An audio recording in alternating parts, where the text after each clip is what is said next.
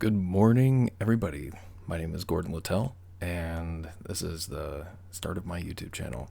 I'm going to be documenting some of my illnesses that I deal with and just kind of my journey to a fitter, better me.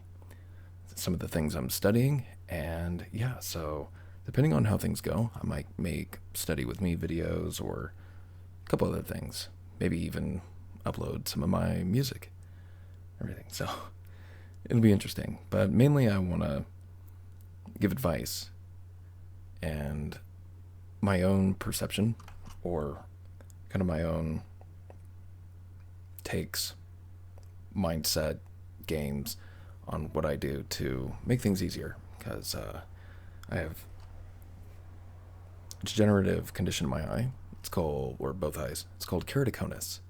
And yeah, it's nasty. So it's my vision is slowly blurring and getting worse kind of month to month. I had cross-linking done, which is a non-invasive procedure.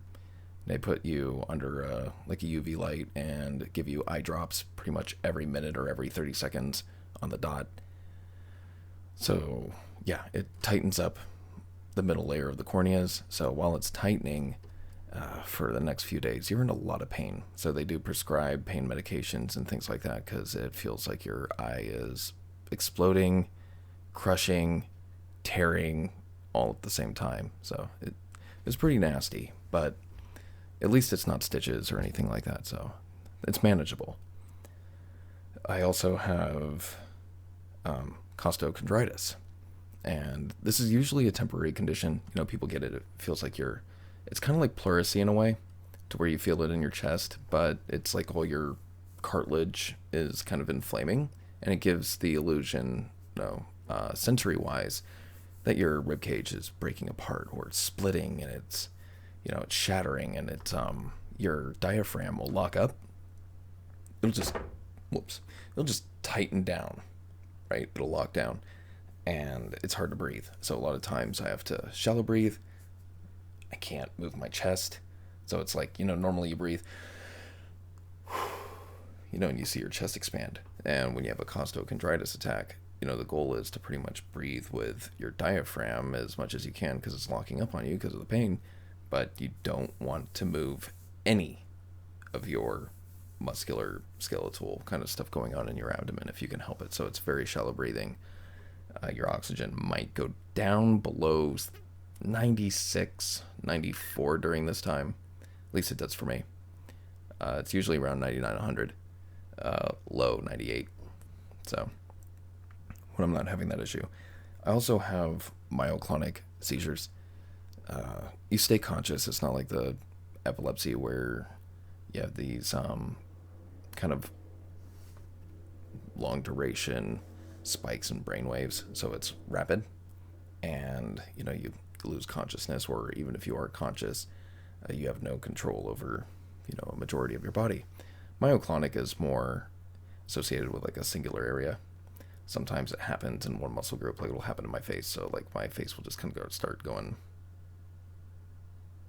like that sometimes. So you're getting those kind of repetitive spikes. You're conscious. It's not like a whole body thing.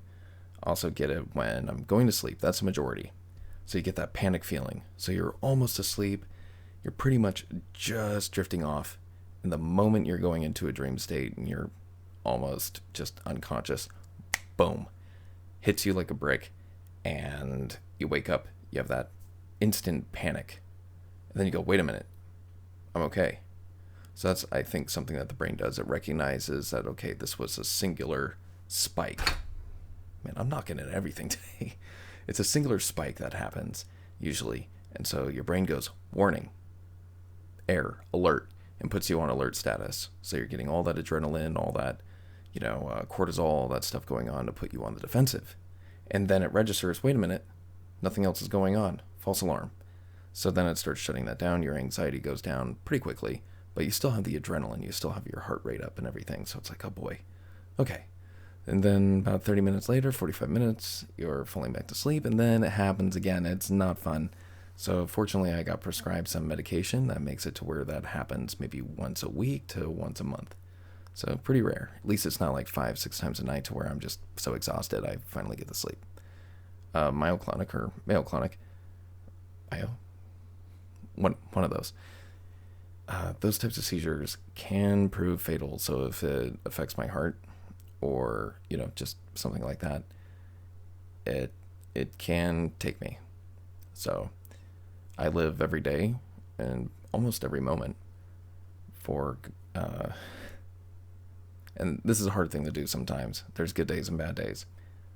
On the good days, it's like, okay, nothing you can do about it, right?